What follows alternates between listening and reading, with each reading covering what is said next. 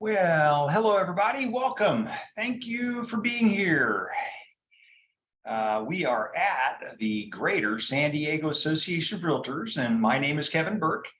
And there is my telephone number, and there is my email address. I'm usually pretty easy to get a hold of. Based on the attendance, I think we've got a pretty important meeting here today. So again, thank you all very much for being here. And so, Rico, welcome back, man. Okay, so I have some credentials that make me qualified to talk about what I'm going to talk about today. I've been a broker for a very long time in several states and in real estate for well in excess of 40 years. I'm actually almost to 50 years. Thank Mayor Burke. Thank you, Rico. Thank you. Anyway, thank you for that. That's funny. I know people are like, how did you become the mayor? I don't know. Anyway, so I do teach continuing education for attorneys, and I taught property management at the college level for quite a few years, and so that's kind of what we're not going to be talking about today. We're going to be talking about leasing, but versus property management. We'll talk about the distinctions between the two. We're going to be talking about stuff that's going to appear to be legal. I am not a practicing attorney. These are all my little disclaimers. My trial work is limited to testifying as an expert witness. Remember, DRE says you may not call yourself an expert except in a title. And so I'm a court certified expert witness. Standard of care for real estate licensees, agents, duties of inspection and disclosure, and market conditions in San Diego County. Conversation today not intended to be a substitute for the advice of your broker, nor for that of your attorney. Please consult with them as appropriate. Talk today is intended to be interactive. Please ask questions or offer input by utilizing the Q&A button. Some of you have gotten really good at that already. You're doing it already today. I do look forward to hearing from you. It helps me to shape, what, I can sit up here and just blah, blah, blah, talk all day long. But if you ask questions, it helps me to know what is clear and what is not. And maybe sometimes we take a little bit of a different direction. So thank you for doing that. And this morning's session was really good. I mean, I think so anyway. There were a lot of really good questions in this morning's session, and it did help to kind of shift things, away from that fearsome part that they are over to the part where, okay, I think I got this, all right? So this morning we talked about the new and the revised CAR forms. This afternoon, we're talking about leases and creating that amazing lease template. And Thursday morning, I get to talk about the ultimate listing agreement. So we're going to literally dive into the listing agreement, and it's going to be a solid 2 hours. And so I'm actually creating a DRE class for that. I haven't got it all done yet. I'm still waiting for the buyer representation agreement to come back, but that's at 10 o'clock on Thursday, not for DRE credit. That'll come later. And then in the afternoon, I'm going to show you not only how to use your tax database that's available to you as a member benefit from SDAR, but I'm also going to show you how to find pre-foreclosure properties. And I'm going to tell you, that's a little gold mine. I mean, these properties are coming back. We have a bankruptcy attorney who's a broker in our office who says, I haven't seen this many of these pre-foreclosures in a long time. So be thinking about what you're going to be doing for the next 3 years of your business. And then I would tell you that you need to have this on your radar. There's a really good agent out of UTC who says, I just like to be 3 years ahead of everybody else. So when everybody else is working on the crazy sales, he's working on the foreclosure. So be aware of that. So we'll talk about that on Thursday. That'll be a fun day as well. And so today we're going to talk about member benefits. And so we're going to talk about residential leases. And we're going to talk about the amazing lease template. I'm going to show you how to create a template.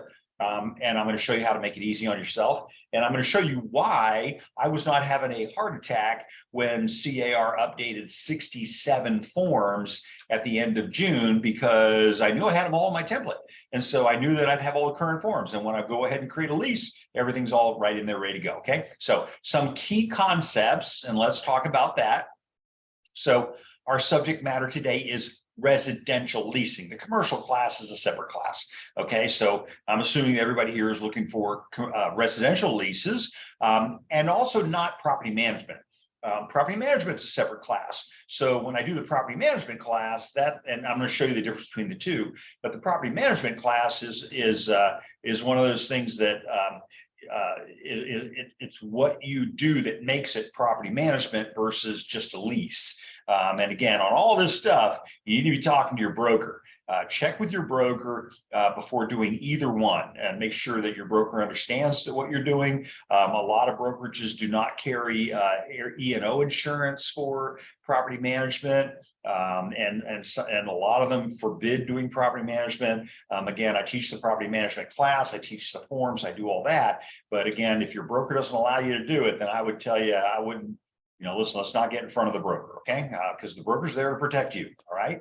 As well as themselves. All right, so again, residential leasing, that means no interaction with the property after the tenant takes possession.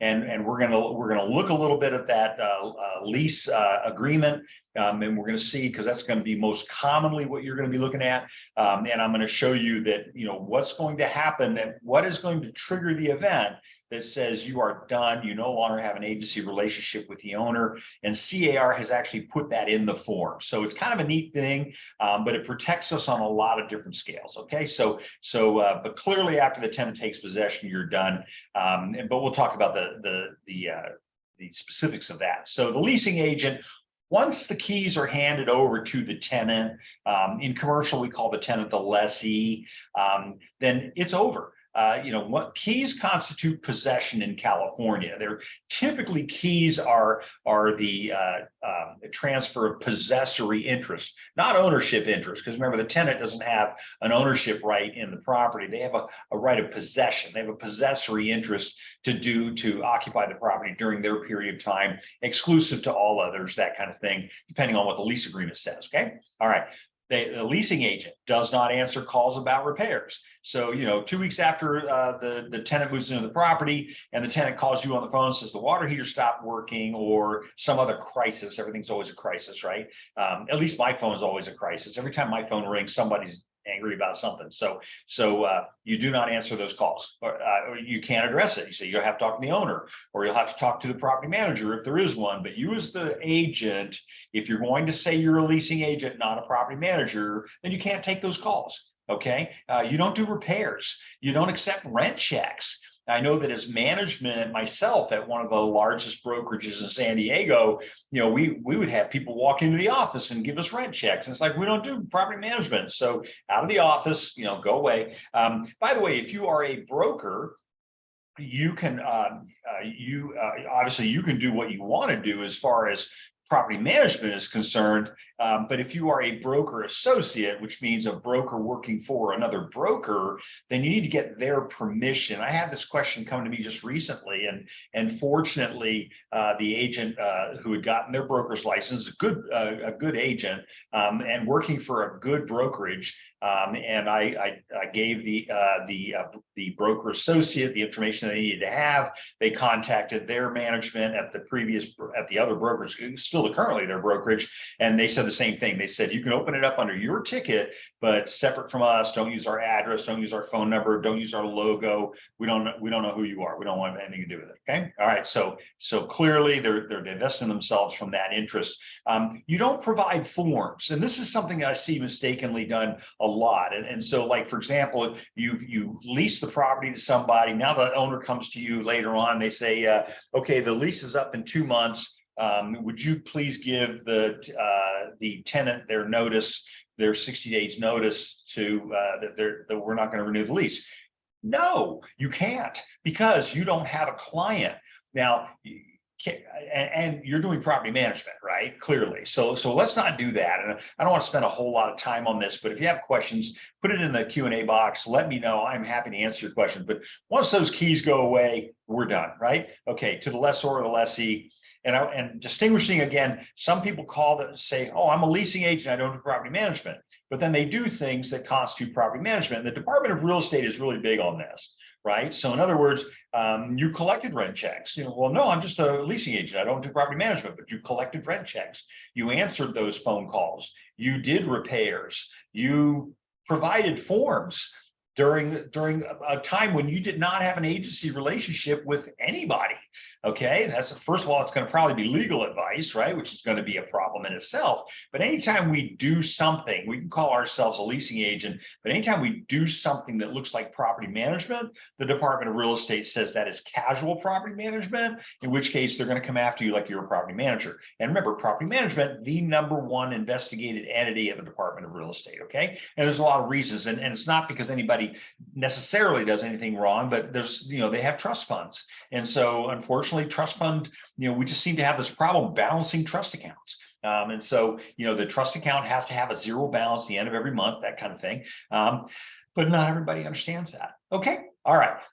DRE has a position clearly. So, and if you want, I'll talk to you further about it, but, probably offline. So if you make a mistake, you may not have coverage. And again, if your broker doesn't do property management and your office policy manual says that you understand that you're not doing property management, then you're not doing property management. Okay. All right. So as a general rule, doing real estate related activities on behalf of another in California requires a California real estate license. And that can be anything. That can be sales, business opportunities, commercial, leases, property management. There is no separate property management license. And in fact, I'm thinking about the places where I'm licensed, and I'm not aware of a separate license at that time, at that location either. So they don't require a separate license. So you could casually get yourself into trouble because you're not thinking, oh, wait a minute, that may require a separate license. It's interesting because I'm a broker in Virginia,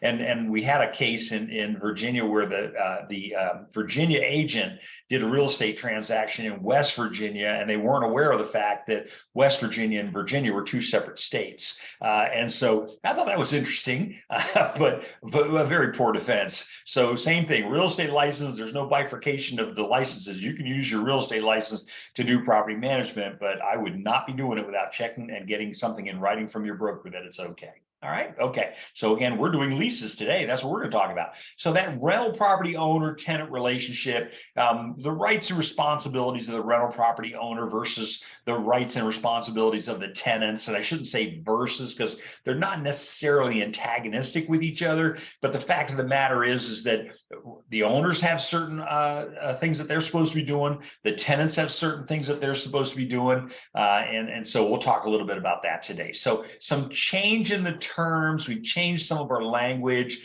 So what we used to call landlord, now it's not politically correct in California, that we think that landlord goes back to medieval times, the serfs and the fiefs and all of that kind of thing. So now we're going to call them the RPO, or the rental property owner. So they're no longer the landlord. I don't know how we still do the tenant. I think that probably should be changed to either a serf or something. I don't know what, right? But so, and then we have the property manager, which could also be the agent, the leasing agent, the property manager or leasing agent. Now we're going to call them the housing provider. So we're going to see our forms are going to change in that respect. And again, a good portion of the forms that we talked about this morning were property management forms. I don't know, they're all red line version. If you want copies, send me an email. I will send you the red line version. Tell me what you want redlined of. Okay, so because it's a good size package. So specific duties of the leasing agent. And by the way, I'm quoting the Department of Real Estate. So I like to give credit where credit is due, especially when, if you don't take my word for it, take their word for it. I think they're a pretty good source and a fairly dependable source. So, here's some of the specific duties that a leasing agent, not property manager, leasing agent must perform. They advise the rental property owner, the RPO, the rents that will bring the highest yield consistent with good economics. They qualify and investigate a prospective tenant's credit, typically, right? They prepare and execute appropriate leases, advertise and publicize vacancies through selected media and broker lists. They recommend alterations and modernizations as the market dictates, like that green shag carpet that's, that you don't vacuum, you mow it. Those are kind of things you might recommend that they fix, that kind of thing. They inspect vacant space frequently. I find that this is not always done. And so unfortunately, if you're not inspecting the space, then there's vandalism, there's other things that could potentially happen. Okay. And again, all of this, I'm quoting the Department of Real Estate. Keep abreast of the times and competitive market conditions. Obviously, be knowledgeable about and comply with applicable federal, state, and local laws, of course, right?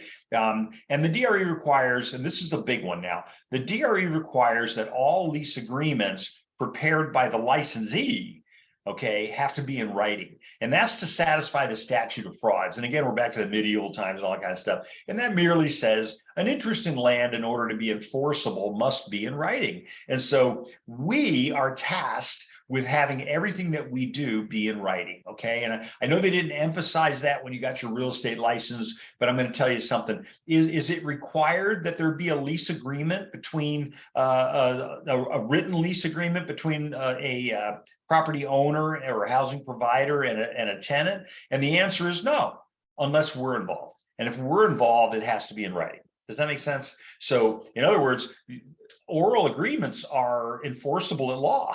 The problem is that in order to satisfy the statute of frauds, they have to be in writing. And so therefore we are required for sure to have everything in writing. And so why is this such a big deal? Well, part of the reason is because we want to avoid the he said, she said, right? We want to avoid, this, that the agent told me this, or the owner told me that. And so in order to keep that, that he, and by the way, we lose in court on he said, she said, okay? So, if you're taking really good notes, then there's a chance that that'll be a good day for you. But in most cases, most real estate agents aren't taking good notes. But again, our agreements have to be in writing. And by the way, that also applies when the lease expires. And so a lot of people believe that the lease goes to, goes to a month-to-month tenancy after the lease is expired. That's not necessarily true. It's going to depend on the nature of the lease. It's going to depend on the terms of the lease.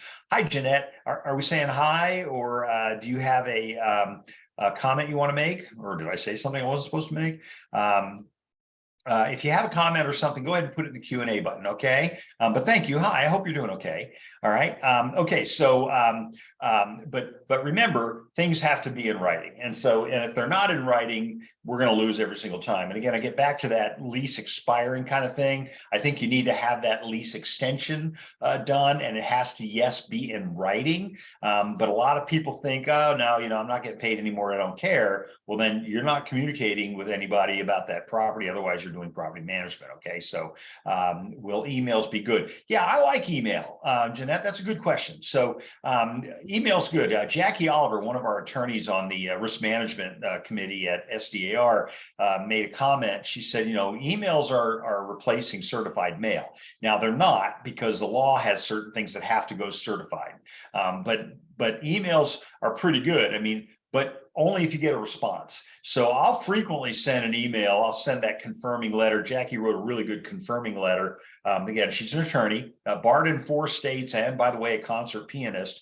And she wrote a really good confirming letter. And so I'll usually paraphrase that and put it in an email, but I'm always going to want to get a response back so that I can at least defend the fact that they got it. Okay. Now, if we've been going back and forth for 3 months on the same emails and all that, and then all of a sudden you didn't get that one, well, that's going to be a hard case for them to defend. But I'm always going to have something that says, if any of the above does not comport with your understanding of our conversation, please notify me immediately. And if I don't hear from you, I'll assume that you figured it out. Okay, so great question. Thank you. But statute of fraud says an interest in land, in order to be enforceable, must be in writing. Okay, all right. And that document, by the way, clearly sets forth the responsibilities of both parties. And we're going to talk about that. So when we talk about the listing agreement, we're going to talk about the responsibility of the broker to the client, to the RPO, the owner of the property, and vice versa, by the way, because it's a two-way street, right? Sword cuts both ways, as we say.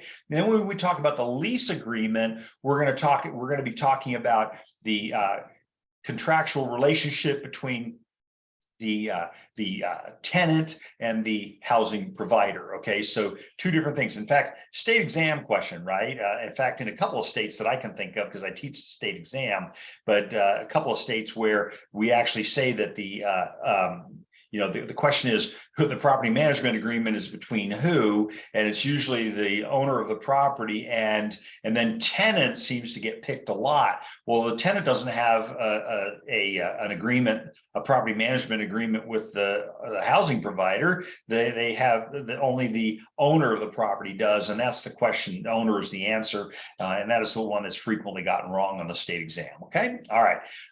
So leasing agent liability. Let's talk about that. So such obligations are going. Now, this is the leasing agent, not the property management. Different set of rules. Good faith and loyalty to the principal. That's to the owner of the property or to the tenant if they're representing the tenant. Performance of all duties with skill, care, and due diligence.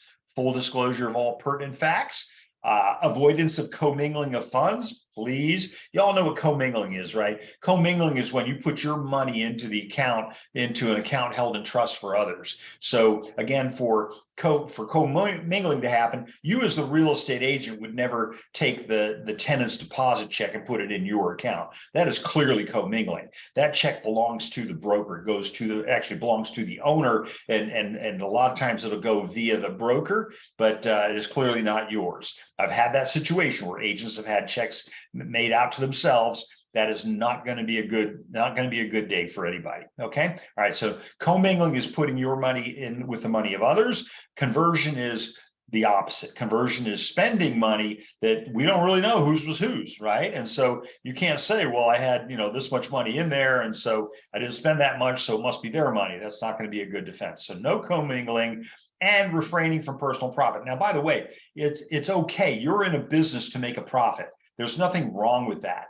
The issue is without letting everybody know, without letting the principal full knowledge and consent, by the way, in writing. Okay. All right. So make sure that you're getting that done. You're in this business to make a profit.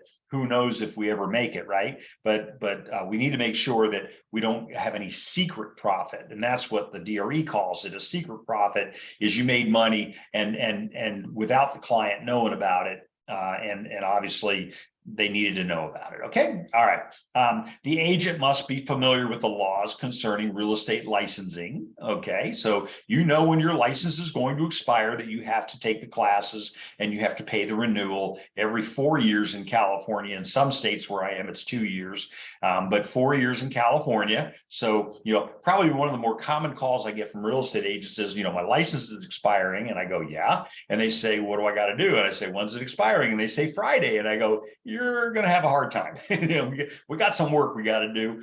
So normally we trigger our agents about 3 months before their license expires. We send them a notice and say, hey, your license is expiring. We've got this great deal. You can get your license renewed for less than anybody else. And so, they clearly, because if the license expires, we have to cut them. Okay. We have to sever them from our relationship. So contracts, clearly, agency, right? Fair housing, property protection, insurance, landlord-tenant relationships or tenant-landlord relationships. And by the way, you're doing all these things already, I hope, right? I mean, there are already things that you're required to know to do sales transactions. So I don't see the harm in doing leases. Okay. Again, leases, not property management. Okay. So there are some significant leasing laws out there, including AB 1482. I had cause to have to go through that again earlier today. AB 1482 was the current governor's imposition of rent controls in the state of California. First time that's ever happened in California. That just seems to be the political climate today. It just is what it is. Be aware there are laws depending on where you're going to do your leases. There are different types of laws. They're changing all the time. And so this is why, I am blessed with the fact that I know when it's time to kick things up to an attorney. Sometimes I have to tell people call me all the time and ask me for stuff. I say, you know what, I really can't talk to you about that. That's legal advice. And I don't have a license for that. I'm going to have to kick you up. Here's my approved vendor list. And so I send them my approved vendor list that has a list of all the attorneys that I like to work with. And interestingly enough, most of them are from San Diego's Risk Management Committee. Okay. All right. They are qualified California real estate attorneys. Okay. San Diego County has their own laws in addition to the state laws. be aware of that. So it's kind of problematic because what can you do? It seems like a lot of times your tenant is kind of the jailhouse lawyer. They just seem to know so much more than we do. And the answer is it's possible. As a leasing agent, you don't have to worry about that so much. We'll talk about that in a minute, but you really don't have to worry about it to the point where you're really just helping them find housing, taking care of them to what your license requires, and then moving on, right? You're not staying with that situation. In San Diego, new restrictions on evictions were created on the 27th of May. And so it's not that long ago, it's a month and a half ago. So it's getting harder in San Diego to evict someone than it is in other parts of the state of California. Okay. All right. So again, property managers have to worry about that, but leasing agents tend not to have to do that. Okay. Because we don't do evictions. That's pretty clear. All right. Okay. What are the implications? Well, for breaking a law, you could risk loss of license. You could risk sanctions, which means you lost your license. Oh, and then you owe the money, right? And then there's fair housing. Fair housing, unfortunately, is a possible federal offense. First of all, you should not be discriminating against anyone in any shape, way, shape, or form, right? But in housing, especially, federal offense, right? And so like the first offense is $64,000, the second one's 128, and it just keeps going up from there. And I've never seen a case where there was only one.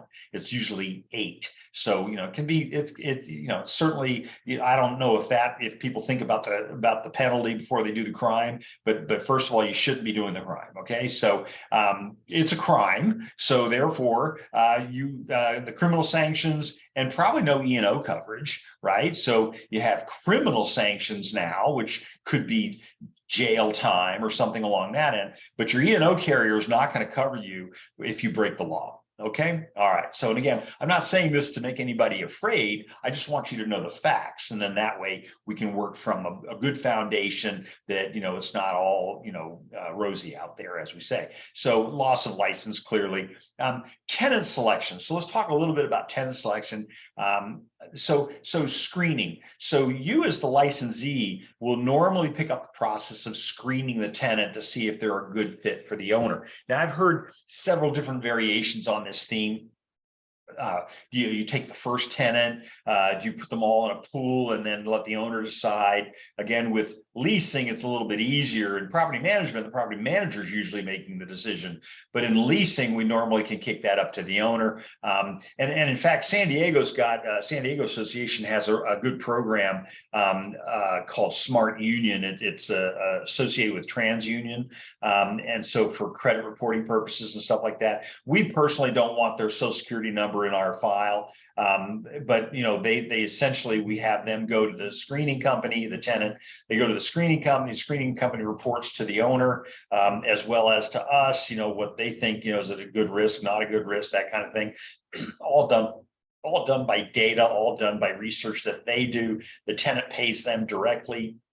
So we're not handling the money, is this something that needs to go in the trust log, stuff like that. So I like that program. Again, I had somebody recently who wanted to use it and I couldn't find it on the website, but fortunately membership at sdar.com was really good about sending them the link to being able to do it. I don't know why I couldn't find it, but then I'm not as bright as most. So it just is what it is, but I like the program. I use the program. It's a good thing. My screen just went away. Did yours? No, good. Okay. All right. So screening, again, we've got all the fair housing issues. We've got all the things that we need to be concerned about. It's best not to require photo ID until after the decision has been made to lease. And why do we say that? Well, because photo ID contains a picture. And so what? So, we had a lawsuit recently in San Diego. A buyer of a property wrote an offer. There were 11 offers on the property. The seller chose another offer. The buyer, though, had sent over what we used to call a love letter. Now it's a buyer interest letter. And the buyer sued the seller for taking another lower offer. By the way, the seller took the lower offer because the person that they sold it to worked in their company and they just felt like that was a good bond. But the buyer that sued took offense at that. And of course, the buyer's claim was, you can see that we are we are a different color than you are. Our daughter's in a wheelchair, disabled. So you discriminated against us based on race. You discriminated against us based on disability. And so we're off to the races, no pun intended. Okay. So, so I probably would not get a photo ID. And yet in the old days, that's what we did, right? Even before we showed property, we'd get a picture of their driver's license and leave it in the office in case I don't come back. This is the guy that kills me, that kind of thing. So that's the way we used to do it, but I probably wouldn't do that today, okay? Make the decision and then get the ID, because you need to have something in case you got to chase them later. Potential fair housing accusations. All tenant applicants complete the same application. And why do I say that? Because it used to be that husband and wife, for example, would complete one application. They would do it on the same application. Why? Well, the credit's the same, the bank accounts are the same, all that kind of stuff. Well, no, we've realized that that discriminates against non-married couples. So now everybody completes their own application, and by the way, the same application. Don't give, application A to this person, but application C to the other person. Everybody's got to get the same application. Does that make sense? Okay. And again, I do a lot of leases. I do hundreds of these, constantly going on these things. Okay. All right. Take good care of your landlords, by the way. They tend to be sellers later. Okay, on a separate application form, on separate application forms for each applicant. So I think I made that pretty clear. Credit report. So it is a criminal offense. It's a federal offense to pull somebody's credit report without their written approval to do so. Okay, prior written approval to do so. So just like everybody gets their own application, everybody who's going to be on the lease must also have an application, must also have a credit report pulled. Don't discriminate against people. I'm not going to pull your credit because you look good or something like that. That is not going to fly. Okay. All right. So, but again, a federal offense. And so I just had this happen recently. My brother and his wife got a loan on a property, and before they had found the property they wanted to buy, their credit was pulled. And so I asked them, I said, did you, so they had told me they hadn't signed any forms or anything, but they just went ahead and pulled their credit. Well, that's against the law. And so sure enough, they managed to get a pretty good incentive from the lender for not reporting the lender, because usually that Fannie Mae 1003 form, that's the form that the traditional loan application form has a space right on it that authorizes the credit being pulled. And so again, be really careful about that. It's a big deal. It can be an expensive offense. Okay. All right.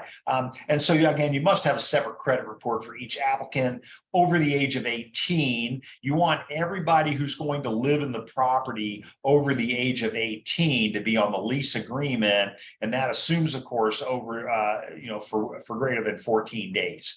And this is really important because the law is going to treat people in the property differently if they're on the lease agreement versus whether or not they're just a guest. Okay. And so you want everybody on the credit report. And I know I get, I've had situations. I had a guy that had unbelievably good credit, probably one of the worst tenants I've ever had. And it was all I could do to get rid of him. He was just such a pain, a heart surgeon, no less. So I'm going to tell you that credit is not necessarily the end all of things. All that is a propensity to pay. That means they're more likely to pay than maybe somebody else would pay, right? So we don't want to give it too much credit, no pun intended. But I also had a tenant. I had a lovely couple, married couple, who came to me. Who they had 16 pages of bad news. If I tell you, I told them, I said, you should have had this bronze. This is amazing credit report. I've never seen one this trashed, right? And so they came into my office. They sat down for 4 hours and explained every single line item in that credit report and how it happened. And it turned out that they were from a small town up in Central California near Santa Barbara, and the family owned the town, and this was the Romeo and Juliet. These two wanted to get married, and the family forbade it. And so they got married anyway. And so as a result, the family just trashed their credit, trying to maybe produce. I think we're seeing some of this happening today in politics. But anyway, the bottom line was that the credit, they explained every single thing in there. They turned out to be they turned out to be one of the best tenants I've ever had. They referred people to me. They referred sellers to me. And in fact, about 9 months later, he loses his job at the auto dealership in Kearney Mesa. And I wrote him a letter of recommendation to the new landlord up in San Bernardino. Just a great tenant. They were, but again, trash credit. They were a better tenant than my guy with the impeccable credit. So, always be aware, folks, that the credit report is all that is the likelihood that they're going to pay. Don't take it necessarily. You need to be calling past landlords. And by the way, be careful what you ask past landlords. So, you can't say things like, were they a good tenant? You can say things like, would you rent to them again? Things like that. So I'd be careful about getting into details, but there's like the do's and don'ts of what you can and cannot say when calling past landlords. The most recent past landlord is the less credible, right? Because they're the ones that, if anybody's trying to get rid of them, they're the one trying to get rid of them. Okay, so I usually call the second one back, the third one back, and then see what kind of story I get. Okay, all right. So I have always said that if you want to understand real estate, the forms will teach you. And so this is obviously, we're going to make our segue into the forms themselves, the lease or rental agreements. So I want to ask, does anybody have any questions about anything I've talked about so far? I'll give you a second to think about it, and it gives me a second to get a drink of water, because I'm going to go into the forms now. Okay, we're good. So anyway, not all the forms, obviously, but think of it as a tree. So on the lease or rental agreements, think of it as a tree. All of the other forms are going to flow from either of these two choices. So as you go through the forms, you will see things that'll reference this form, that form. Well, okay, those are going to need to be included in your transaction, right? Question, any place to have the most current law? What does that mean, Jeanette? Most current law. The good news is that you don't give legal advice. And so you need to know what the law, roughly what the law is, but you never want to tell anybody what it is. And so I always tell people, you need to talk to an attorney about that. I had an attorney buying a house from me, and he said, it was a same-sex couple. This is 20 years ago, same-sex couple. And one of them was an attorney, the other was an oral surgeon. And they asked me, how should we take title to the property? And I said, I don't know. Well, I teach it, and so they went, and I said, you need to go look it up. Here's a bunch of resources for you. They went and they looked it up, and they came back and they said, here's how we're going to take title to the property. I said, good for you. And they said, you knew that all along, didn't you? And I said, well, yeah, but I can't give you legal advice, and you're an attorney, you know that, right? So, it just is what it is. So hopefully I answered your question. There's a lot of really good resources. I'm trying to think, is it 1492? There's a lot of 1452. There's a lot of really good legal resources. The ones that are relevant most to you as far as leasing is concerned are going to be found on the form. Anytime you see anything citing a statute, that's where your direction needs to go to look it up. But again, not to give legal advice, but just for your own understanding of it. Rico, is E&O insurance more expensive when you accept funds? Okay, so your broker probably doesn't allow you to accept money from others. Our contract got away from that too. Back in 2012, we got away from the collecting of earnest money checks, for example, checks for deposits, things like that. Those are the kinds of things we want to save between the rental property owner and the tenant. We usually, once you get to a point where there's a check going to be produced, we like that money to go to the owner directly. We don't touch it. We don't want to have to maintain. Remember that the law doesn't require you have a trust account unless you're handling the money of others. But the Department of Real Estate does require you to have a trust log. And those trust logs can be found on their website. Even CAR doesn't have them anymore. So, you want to refer them. Usually we have them send the check directly to the owner, and then we just invoice the owner. E&O insurance, anytime you're handling money, E&O insurance is going to be higher. To keep up with the current law, like a rent cap, yes. And again, the laws are changing constantly. There's a lot of really good law firms out there, a lot of whom will give you, free email publications and things like that. I can think of one just recently, BPE Law Group, that we had speak to our expert witness forum at CAR in September. No, when was it? It was April. Really good group. I'm on their mailing list. They send stuff out. I just look at the stuff that I'm interested in, and that helps me to form, my basis of my thoughts on different issues that are associated with the law according to rentals. But again, since it's 1482, if you're concerned about rent cap, go to 1482 and look at it. I mean, and so again, they have to tell you when those are going to change, but CAR is going to be your best resource for when those laws change. And so keep attuned to that. We have a property management forum. I know that our next meeting is in September 18th through the 20th, I think it is. And so there's a property management forum. There's a legal forum on property management, things like that. I suggest that those are good things to go to. It's right here in Anaheim. Can't miss it. So hopefully that helps, Jeanette. But if you want more specific references, send me an email and I'll handle that.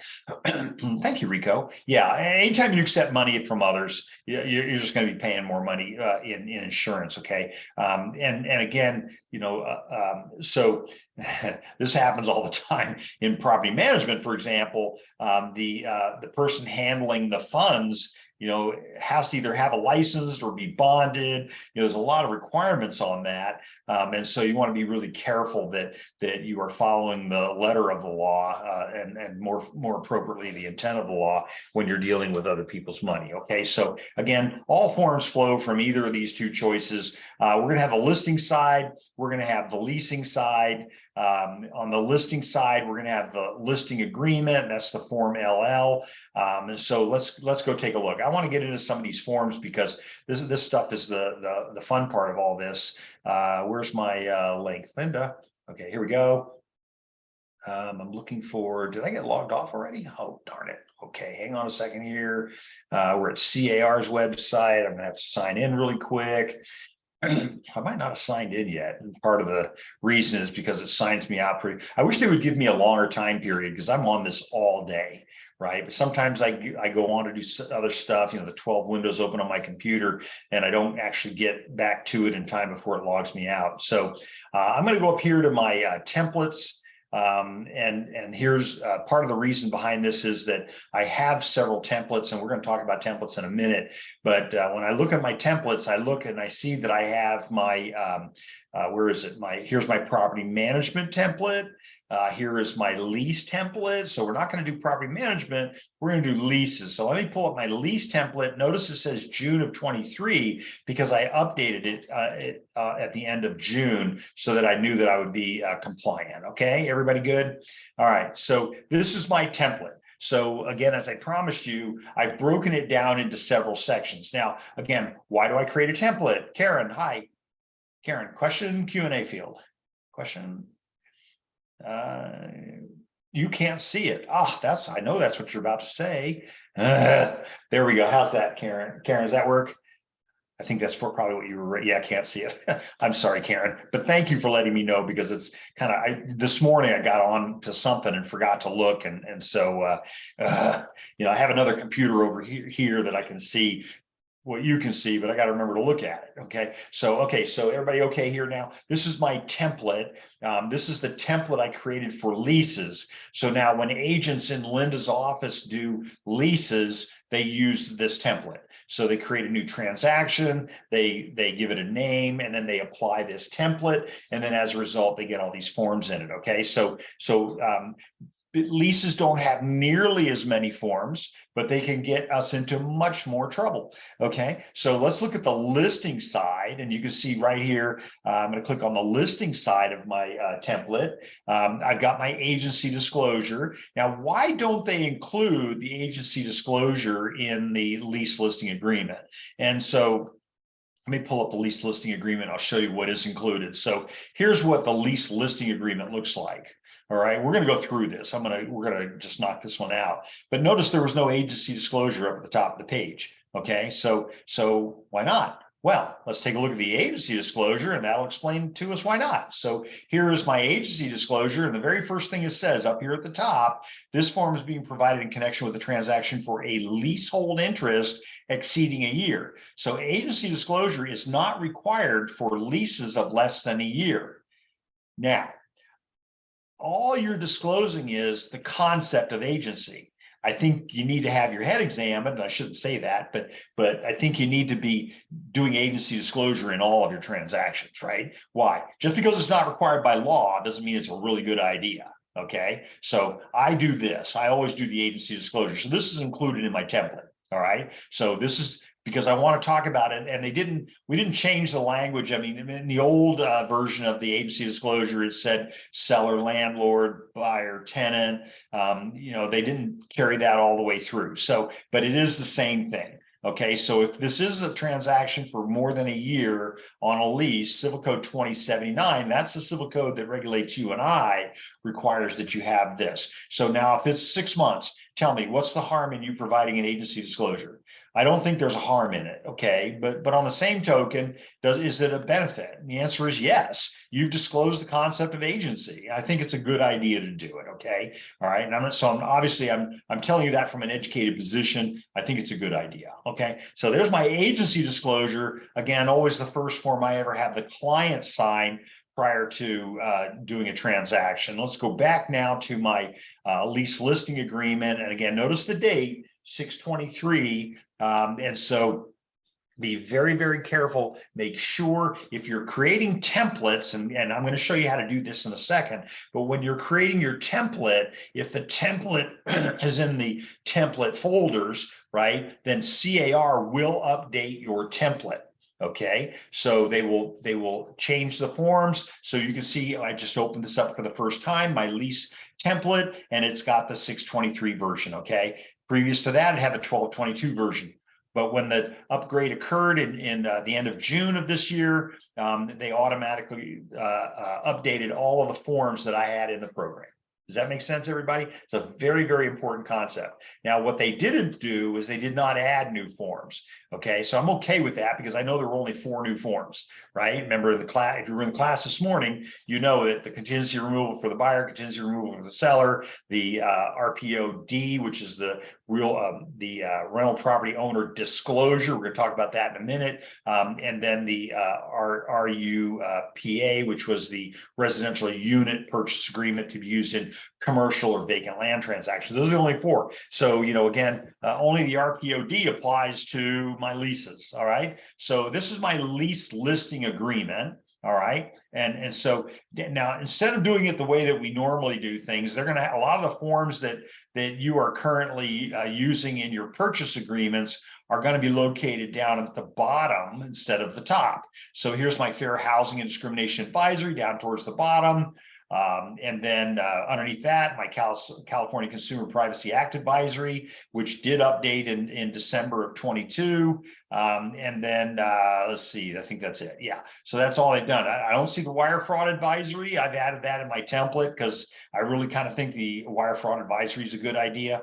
But we're here today to talk about the lease agreement, so the listing agreement. So we're going to talk about the listing agreement, then we're going to get into the leasing agreement, and I'm going to show you what changes. So remember, again, you must have an employment agreement with the owner of the property in order to receive a commission, and clearly in order to be able to represent them. Okay, otherwise anything you do is legal advice, and so we don't want to do that. All right, so this is your employment agreement. In fact, here's the language right here: employees and grants. And that's the required language, okay? I wish all that language was also in the buyer representation agreement, but they're okay with it for at least for the moment. So, again, here's my document. I checked my date up here at the top to make sure it's the current form.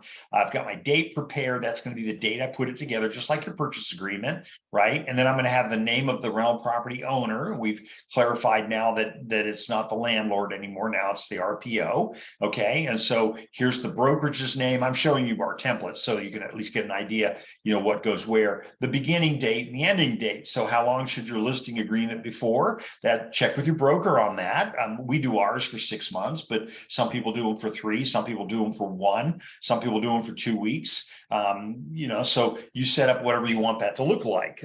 Typically when we do ours, we'll have it start. So for example, this is the 18th of July. We'll have it start today and we'll have it end on the 31st of December.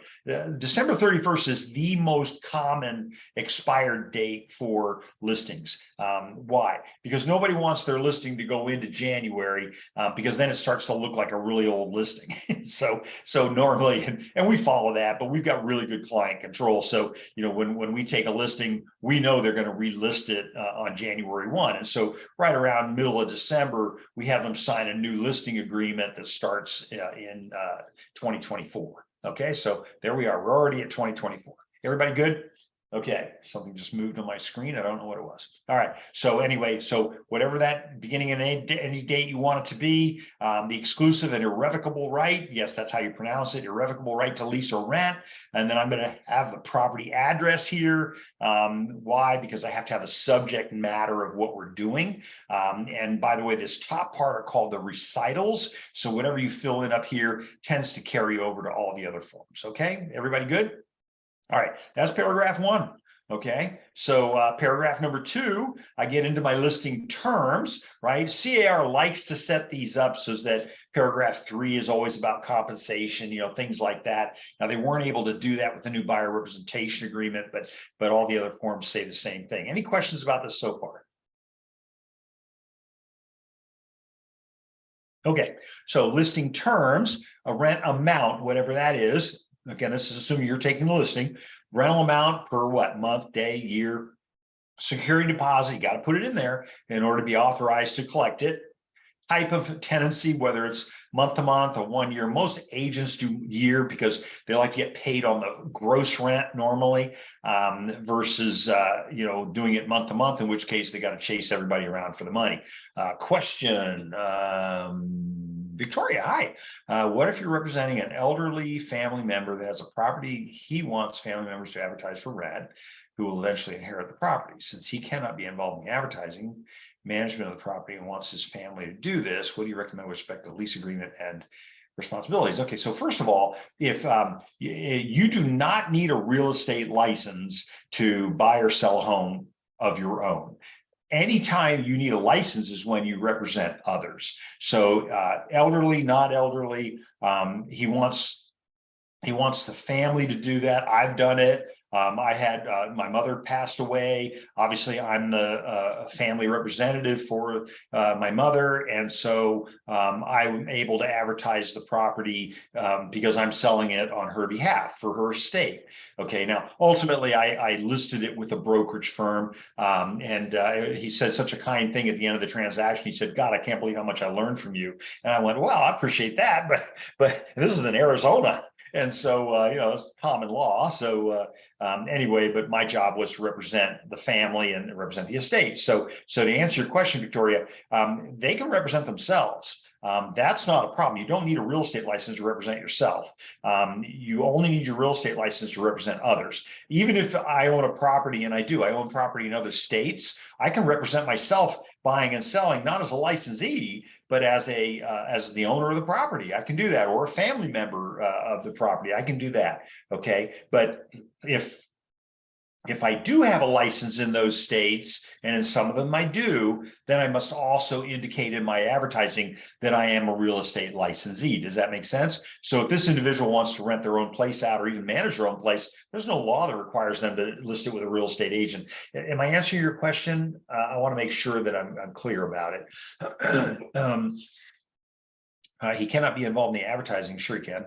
Management of the property wants his family to do this. What do you respect to lease agreement? Yeah. Again, if you now, so if you are the person advertising the property on behalf of the family member, then you must disclose your license status, but you must also check with your broker as to your broker's policies as to whether or not you need to list it within the company. I have transactions right now that I'm doing for real estate agents who are employed by other brokers, but their brokers are forbidding them to sell their property. So that happens. Okay, so great question though, Victoria. Good question. I teach the broker classes in Virginia and California. I'm a certified instructor in Virginia, and people ask me that all the time. They say, well, what if I want to buy a property in Vegas? Go for it.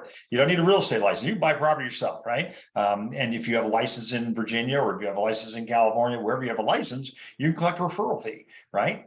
But it has to go through the broker. Okay. All right. Great question. Thank you for asking that. That's a really great question.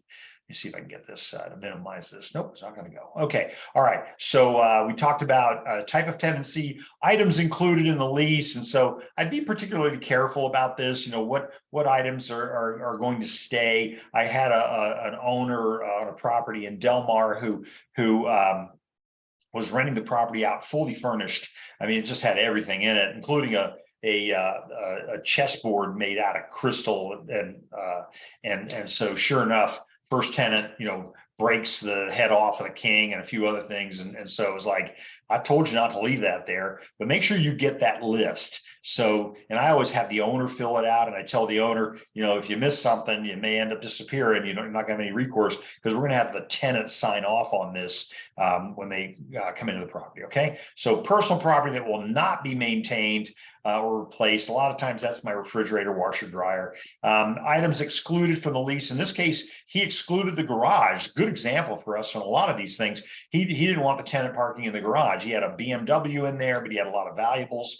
And so literally he locked the garage on both sides. The tenants could not get into the garage to park their vehicle, much less go through the garage looking for things. And so again, it was an itinerant rental. It was, you know, a vacation rental kind of thing.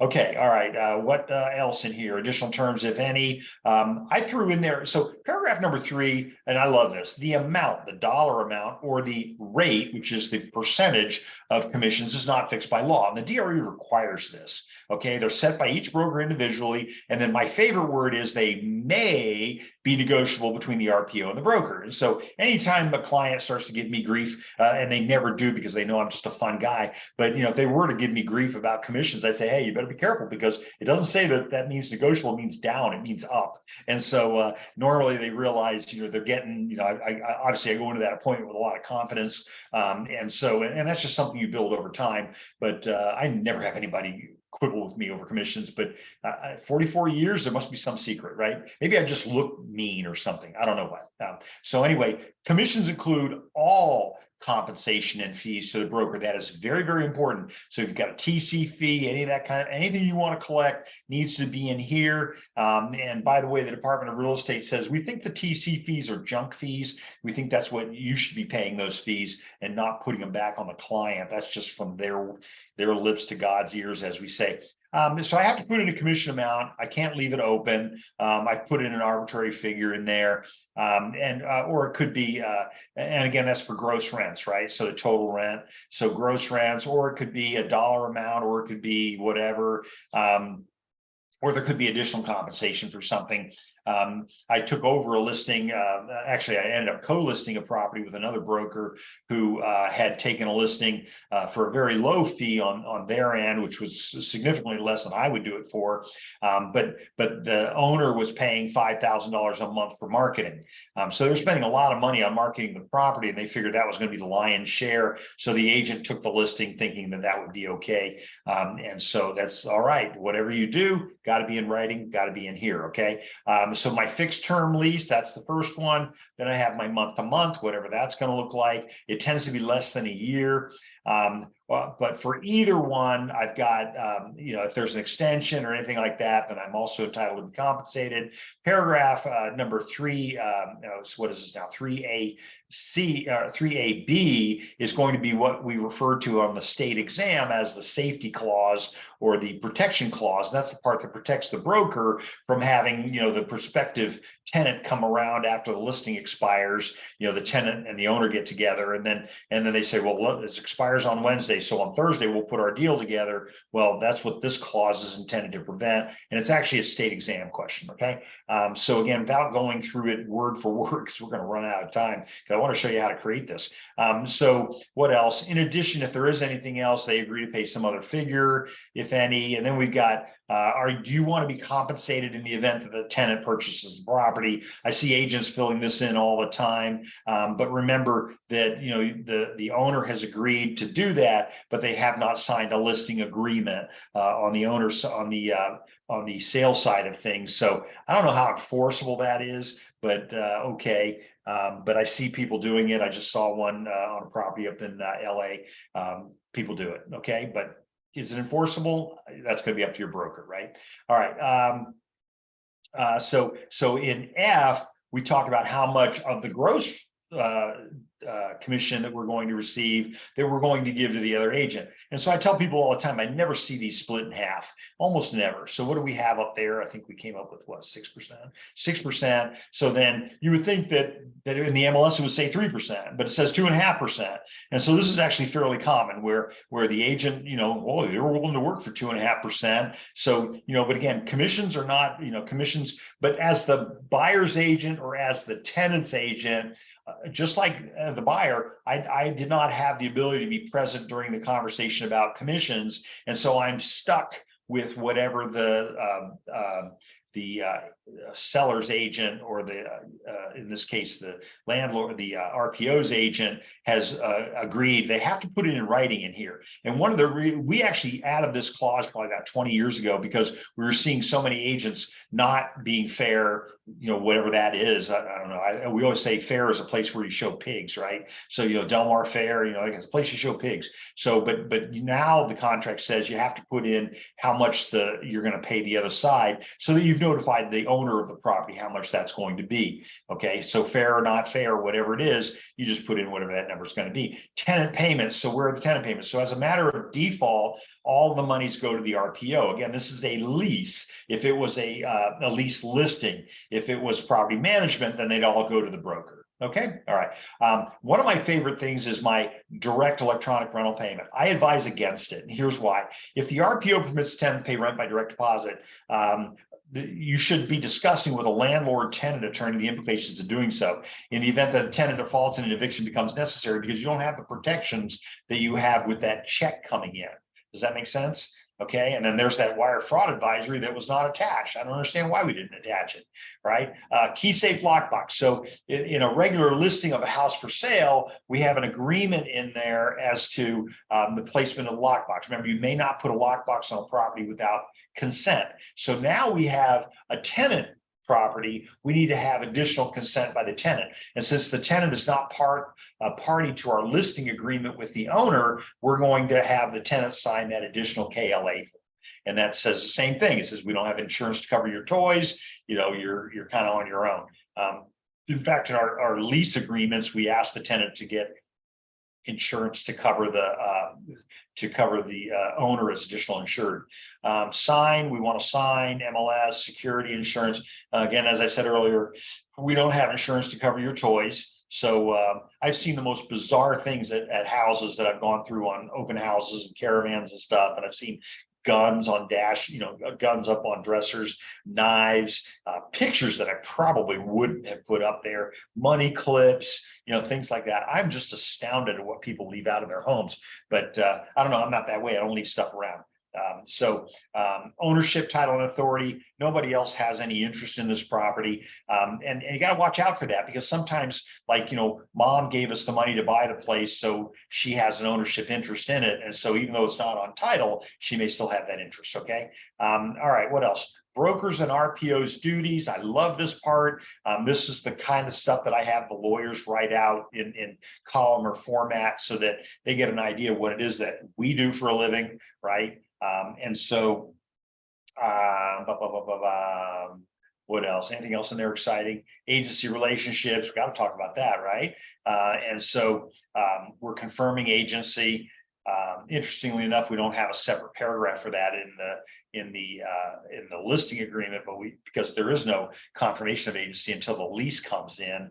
But I'm trying to remember now if we have it there. We definitely have it in the purchase agreement. Okay, so let's talk about our termination of agency relationship. Okay, and again, that unless the RPO and the broker enter a separate property management agreement, which then would continue the process, the broker will not represent the RPO in any manner regarding the management of the premises. We're telling you right now we don't do property management. Is everybody okay with that? All right. Now, RPO further agrees that the representation duties and the agency relationship, very important, with the broker terminate at the earlier of either entering into the lease agreement, okay, and if checked, tenant occupancy, delivering to tenant the keys, that's the one we check, tenant walkthrough, completion of move-in inspection. There is no CAR form MIMO anymore. Now it's the MI or the MO. So another little boo-boo that they're going to have to fix. Okay, and if no lease is already entered into, then the expiration of this. Now, why is that important? So, like, I'll get that phone call from the a buyer's agent, for example, saying that the seller's agent is soliciting my client. And I'll say, has the transaction closed? Has it recorded? Yes, title's transferred from the seller to the buyer. Okay, you no longer have a client. So they're not soliciting your client. They're soliciting a member of the public like they would anybody. You know, they're not, it's not your client anymore. You don't have a client. And that's what this says right here. This says at this point in time, then I no longer have an agency relationship with that person. And again, any advice you give them after that is going to be legal advice. So we want to be careful, okay? Attorney's fees, interestingly enough, we're going to have each paying their own attorney's fees. And that's the push. That's where everything's going now in the CAR contracts. And part of the reason behind that is that we want to discourage litigation. We want people to work things out. And that's what comes up in the next paragraph, is that we really want you to attempt mediation. And so mediation always first. And if you do anything to go around that mediation, then guess what? The prevailing party is entitled to recover attorney's fees, notwithstanding provisions, paragraph number 14. Okay. So in other words, if you should have mediated and you did not, and you filed a lawsuit instead, and you pursued forward with the lawsuit, then guess what? And you lose, the other side gets all of their fees, not and you're going to pay all of that. So my advice is mediate first, okay? And so again, that's going to be a broker decision, but that's our dispute resolution, what we call ADR, which is alternative dispute resolution. Everybody good with that? Really important. I've got cases on that where the attorney was hired, it was a general practitioner attorney, did not know real estate law, did not know what the contract said, filed the lawsuit, proceeded forward. Now, they can file the lawsuit, but only as a notice of pending action. And that says it right here. The filing of a lawsuit to enable the recording of a lis pendens is okay, but they continued with the lawsuit, they ordered discovery, they started doing all that stuff. And of course, and I'm involved, right? And so it's like, guess what? You're not going to get your fees. Then other crazy stuff happens. Okay, so you could also have arbitration, and all of our listing agreements, all of our employment agreements, we've taken the arbitration provision out of it. So these agreements are still between the buyer and the seller, but we don't have them, or the landlord and tenant, but we don't have them in our listing agreements anymore. And part of the reason was the brokers were, being compelled to arbitrate when they didn't want to arbitrate. So, their agent would commit them to going to arbitration rather than going to trial. I'd rather go to court. I love it in court. It's my sandbox, right? So, but here my agent goes and commits me to doing arbitration. I don't want to do arbitration. I'd rather have the jury of 14 than have one individual making a decision who is the arbitrator, in that case, that trier of fact. And so, and in arbitration, it can't be appealed either. So, there's a lot of issues with all of that, just so you're aware of that. But so again, check with your broker. Does your broker want the arbitration agreement? If so, please follow your broker's advice. If not, don't do it, okay? Management approval. So management has 5 calendar days after execution of this agreement to approve or disapprove of the agreement. So something's wacky in there that they don't like, they've got 5 days. But remember that you are required by law to get it to the broker within 3 days. Why? Because that gives them 2 more days to decide whether they want to take it or not. Okay. The broker can say no. All right. It's an important concept to remember. And so, but if you don't give it to them until after the lease is completed, then you know, they don't have that right. And so that's why the DRE requires you to get it to them within 3 days. Now, companies can make that time period less. In our office, we do 1 day. And that's because, you know, we do everything in Dropbox and Google Drive and stuff like that. So, you know, you have the ability to get everything to us within a day. You don't need 3. Now we've got 4 days to decide whether we want it or not. Okay. All right. Equal housing opportunity, additional terms. Again, the RP, again, this is the listing agreement. So the RPOD is going to be the disclosure that you're going to give to the tenant. The RPOQ is the disclosure between the owner and the agent. And then, of course, we have our FHDA, our Consumer Privacy Act advisory, our agency disclosure. I check it because we're going to use it in our office. And then the KLA is probably going to be used as well. Okay, question, Victoria, are the disclosures, additional terms necessary if you don't have a lease listing agreement and you're doing this for yourself? So again, are you a real estate agent or not? If you're a real estate agent, the law is going to require you to make certain disclosures. Are they necessary under additional terms? I would put them in there just to bind them in or have them part of the agreement. But the question is, do you even need the listing agreement? Again, if you're leasing it for yourself, you don't, right? But I probably would, and your broker probably requires it. We require it. If one of our agents wants to lease their property out or list it for sale, we require them to have everything in writing. It's because the DRE requires it. So kind of the answer to your question is, if you don't have a lease listing, if you don't have a lease listing agreement, then I'm assuming that you're not an agent. Your contract with your broker probably says that you have to list all your properties through your brokerage. Okay. All right. Hopefully I answered that one. I'm not going to get into contract law and all that. Entity, rental property owners, and then obviously the company name and all that kind of stuff. And then we get into the rest of the stuff. So here's the rental property owner disclosure. Again, this is intended to be provided to the tenant. Now, I'm sorry, back that up. This is intended to go between the owner and the management company. Okay, or the owner and the listing agent. All right, this is not the one that goes to the tenant, and that's why they put that up here at the top. Okay, all right. All right, so that's my RPOD. Again, they made it in such a way that it looks like the SPQ. I really like what they did here. Are you the RPO aware? And so then we're going to go through some of these are statutory, some of them are contractual. Lead-based paint, clearly statutory. Methamphetamine, clearly statutory. You know, so again, we have an obligation. The owner has an obligation to complete this to give it back to us. And so you see from the gray fields in there that when you send this file over to the owner will have the ability to fill out these fields. You should not be filling these out for the owner. But again, above this, we saw all kinds of stuff that you can fill out, right? But when you get down to this is the one, you know, you obviously want this information at the top to be completed. But then all this stuff that's gray, this is all stuff the owner fills out. Okay, everybody okay with that? All right, and then here's the rental property owner questionnaire. And again, this is intended. What did I do here? Did they give me 2 versions of the same thing? The RPOD, and this is the RPOQ. So property management and not with a residential lease. That is so backwards. What do they do? Oh, that's funny. We've caught a couple of mistakes today, right? Okay, so the disclosure is with the residential lease. The questionnaire is not with the residential lease. There's my difference right there. Okay. All right. Same form, really, for most purposes. A couple of additional items in there. My fair housing discrimination advisory. I showed you this already.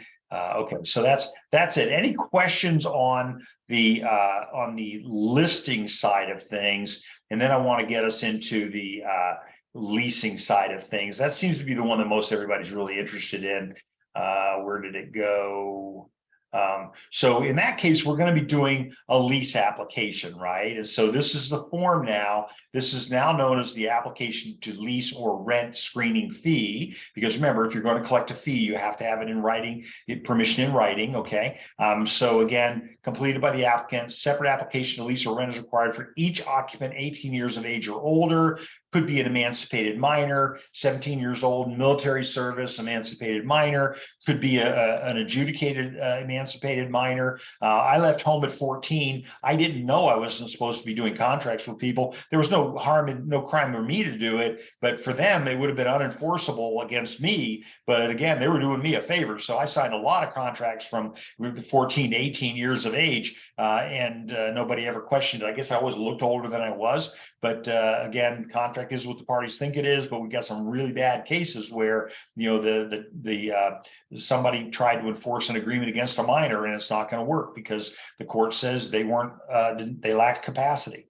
Okay, all right. So we have all this information. We want them to fill this all out. So for example, have you ever, where was the one I just saw in here? Have you ever been a party to an unlawful detainer or filed bankruptcy within the last 7 years? They can't say, have you ever been evicted? Okay, they can ask you these questions, all right? So have you ever been asked to move out of a residence? So they can ask you these questions, okay? Resident history, employment history, you always want to get this completed by the tenant, and you want it to be pretty complete, right? And they'll always skip the part about the bank. No, the owner wants that, so we want to have that in the file. And then down here, they sign that, you know, everything above is true and accurate, all that kind of happy stuff. And then down here, we talk about, here's the smart move I was talking about earlier from TransUnion.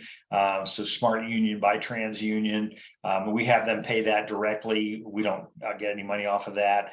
They did raise the amount you can charge for a screening fee. It's up now. It used to be like $30. Now it's up to $52 that you can charge, but you need to give an accounting. So that's important to remember.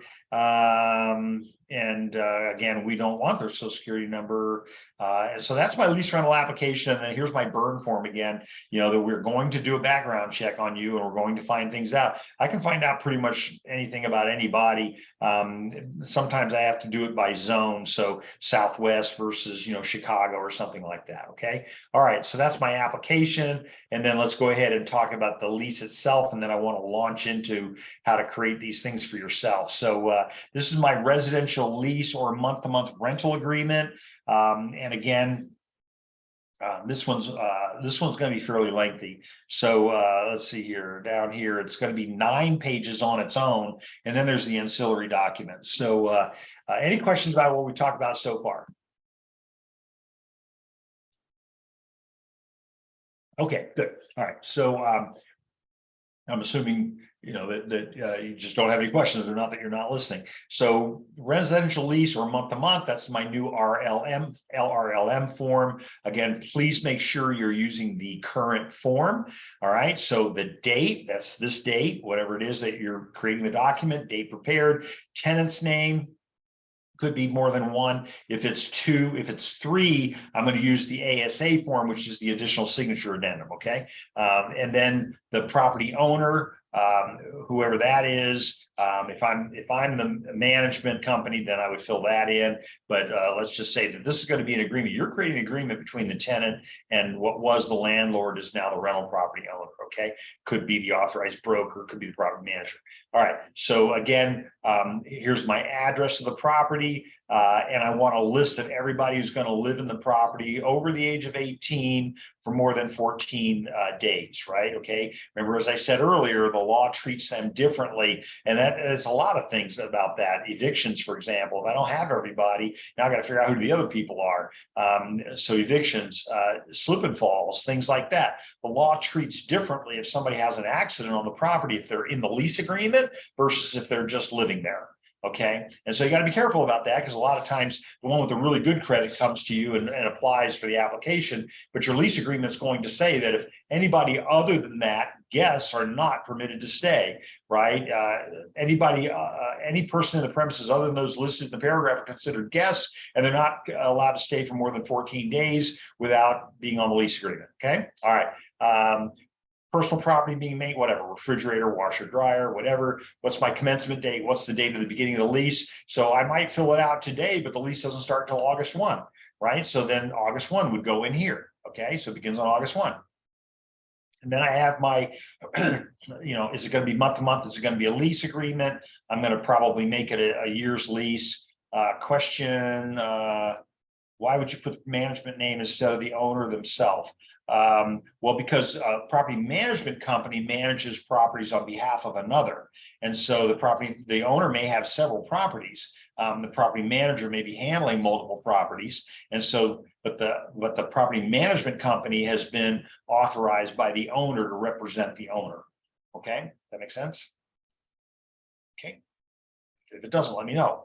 What's the rent going to be? It's going to have to be a static amount. Figure out what that's going to be. Rent is payable on the first of the month. I usually put in 0. I usually put in the first, or I put in 0 because it's always delinquent on the next day. And this is something a lot of people don't understand. A lot of tenants think that there's a 5-day grace period. There's no 5-day grace period in law in California.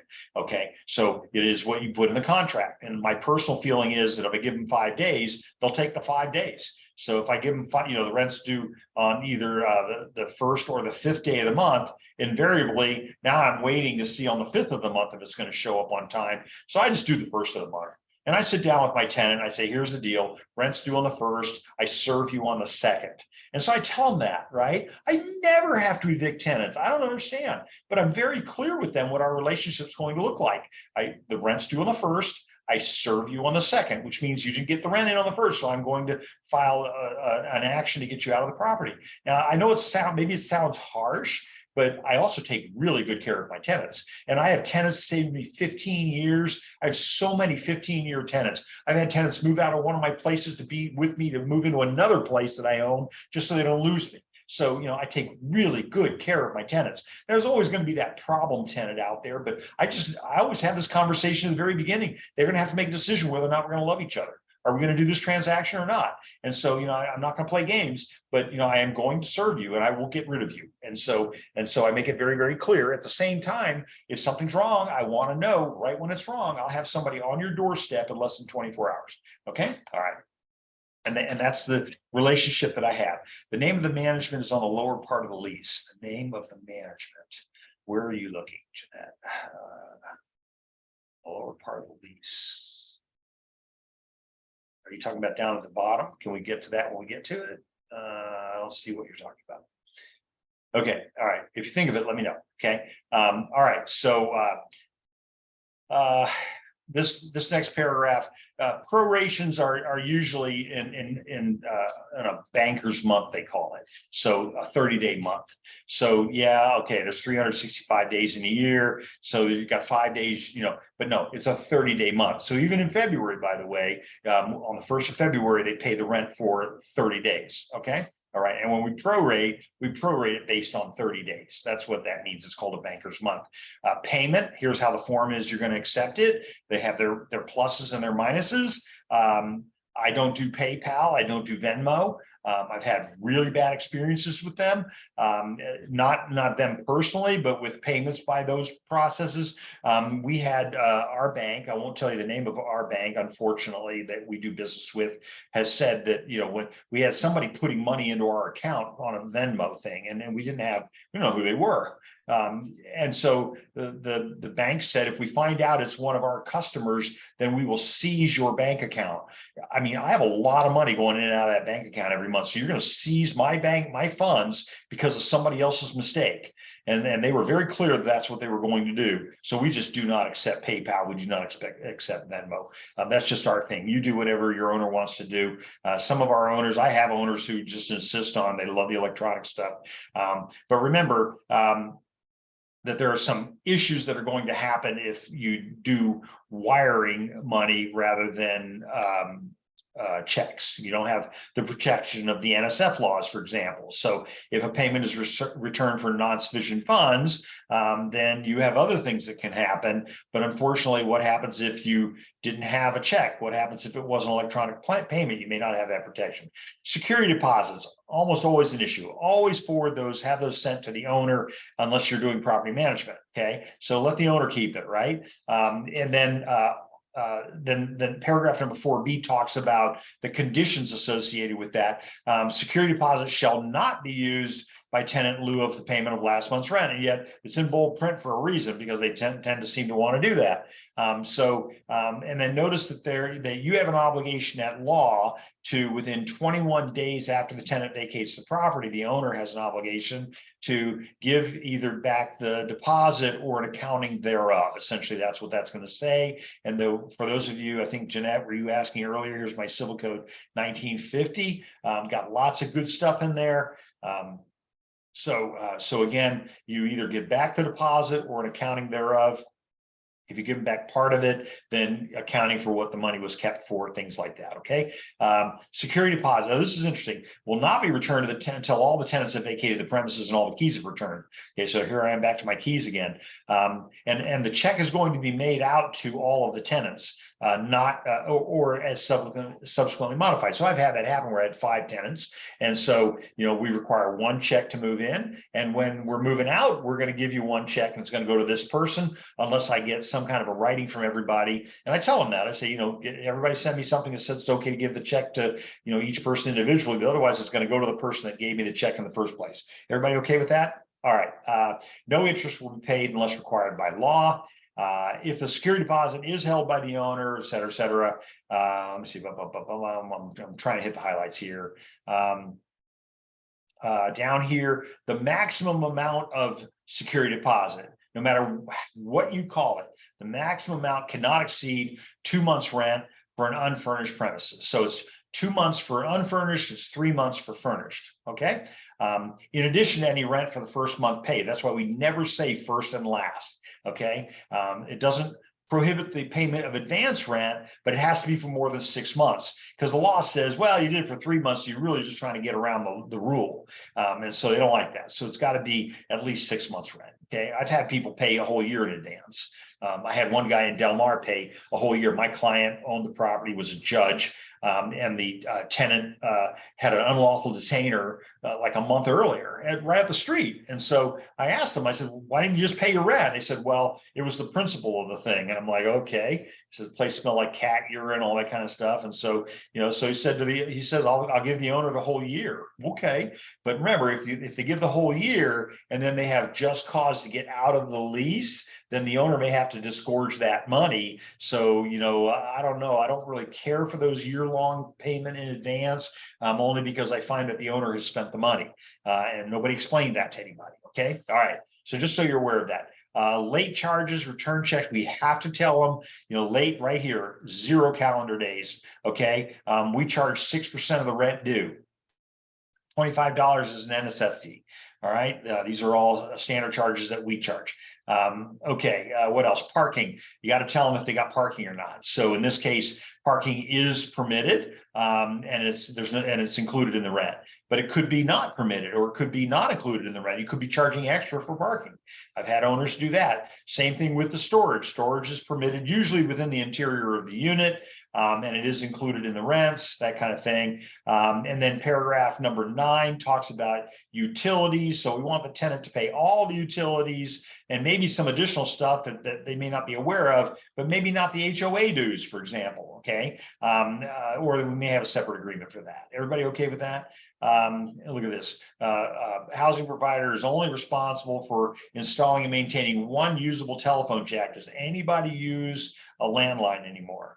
And 1 telephone line to the premises. So interesting. Tenant shall pay the cost for conversion, et cetera, et cetera. So then we have our water sub meters. And again, we have our gas meters if they're separate, does not have a separate gas meter. Electric meters, same thing. What are the conditions of the premises? So, we're going to have the tenant let us know what the condition of the premises are. We don't want to have them let us know 2 days before they move out. we want to know right away. And so what do? We normally check the box that says that you're going to give us a list of things that aren't working within 3 days after commencement. So after you move in within 3 days, maybe we check this box, maybe that's a new deal. But again, we're going to probably give them that MI form. Here it is, MI form, and that's usually the box that we check. So we want them to give that to us within 3 days of putting it all together. If we don't get it from them, we're going to assume everything was fine in the property. And then of course, at the end of the lease, if anything's not fine with the property, we're going to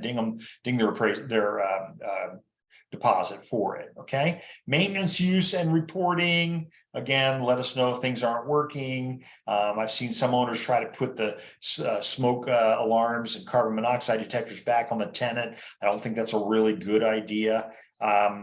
You're responsible for that.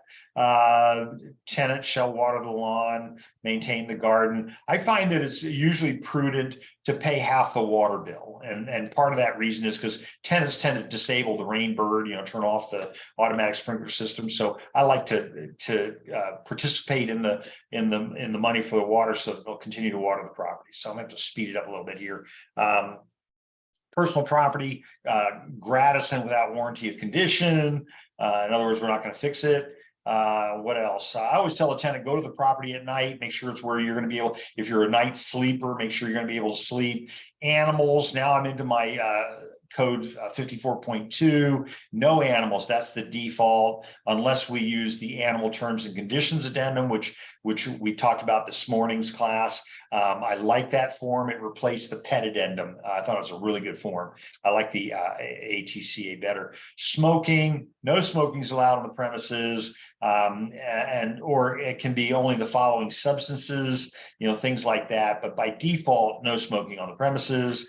That's a heck to get that out of the property. So rules and regulations, if there are any, the owner agrees to provide the tenant with those within 10 days normally. And by the way, I probably would give them the HOA rules as well, because the homeowner association may have rules, regarding the tenant's use of the property, like no dry cleaning businesses out of the garage, stuff like that. Okay, so alterations and repairs only with permission of the owner. Keys and locks, I usually do it upon commencement. It's going to be usually 2 keys to the premises, 1 to the mailbox, 1 to the common area. If you don't fill that out and it turns out you gave them a common area key and they lose it, or you can't prove that you gave it to them, they can be expensive, like $250 or more. And it's just an expense you don't necessarily need to have. I'm going to check the box that the property has not been rekeyed unless I know for a fact that it was. Entry, photographs, internet advertising, signs, all this, no assignment or subletting of any kind. That includes parking spaces, etc. But we just don't allow it. And that includes short-term vacation rentals. We'll have people, pay a month, a rental on a property, and it rents for say $5,000 a month. Yeah, but then they sublet, or they do a Airbnb or whatever, and they're able to get $10,000 a month, and they pocket the other 5. Well, you have to have that provision that says there is no assignment. Okay, all right. All tenants are jointly and severally liable. Possession, usually the owner is going to give possession within a day, but they have 5 days. So I know you want to get in there on the 1st, but we're not going to give it to you on the 5th. So watch out when you're signing these things.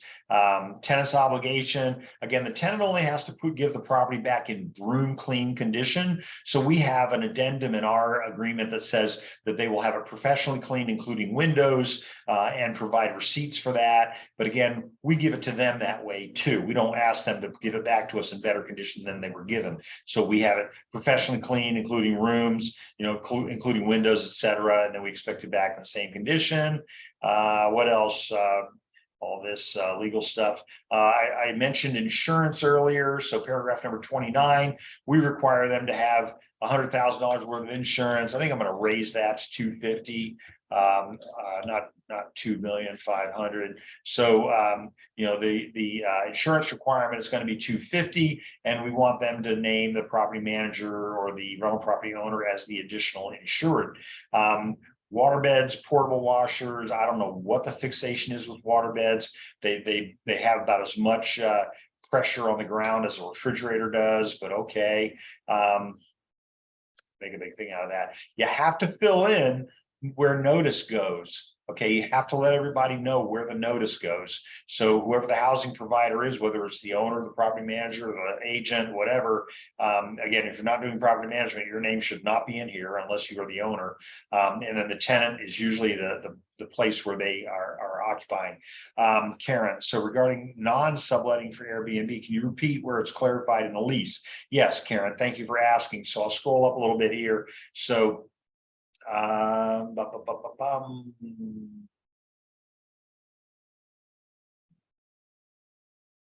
up here, paragraph number 22, under assignment and subletting, specifically 22B, also applies to short-term vacation transient rentals, such as but not limited to Airbnb, VRBO, home away, or other short-term rental services. Okay, is that okay, Karen?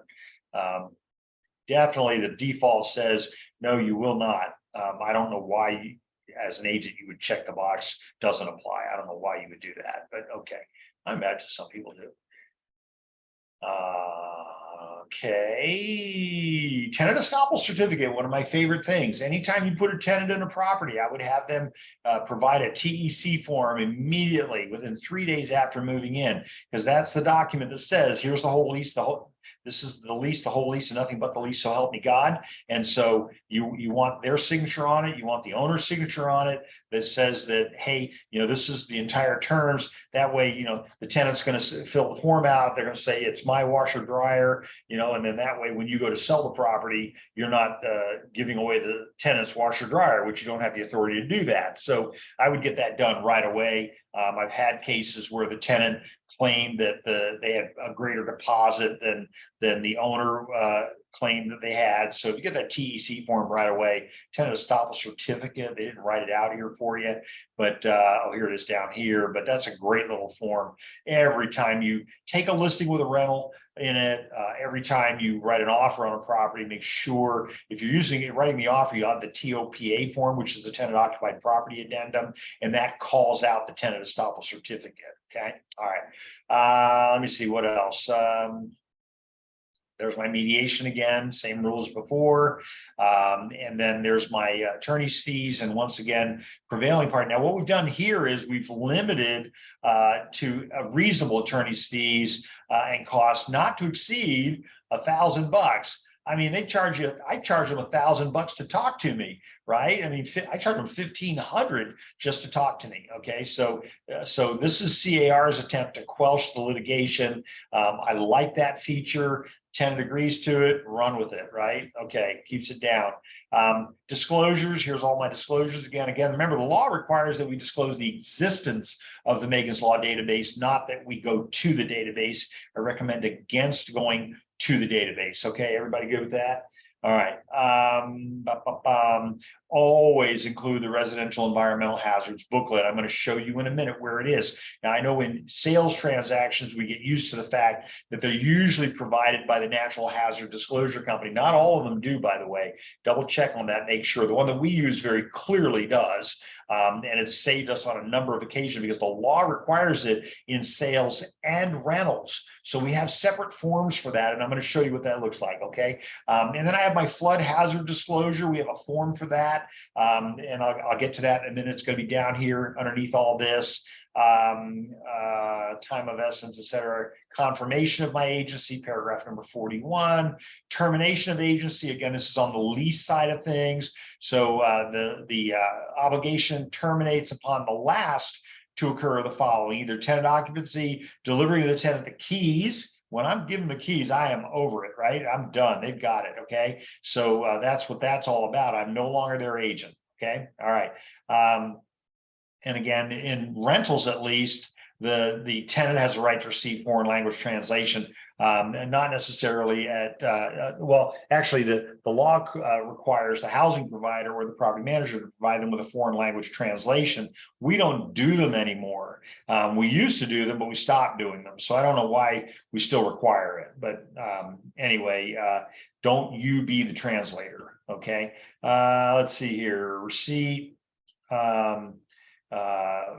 if specified in paragraph number 5, housing provider or broker acknowledges receipt of the move-in funds. I have all my little forms that I like to check in here.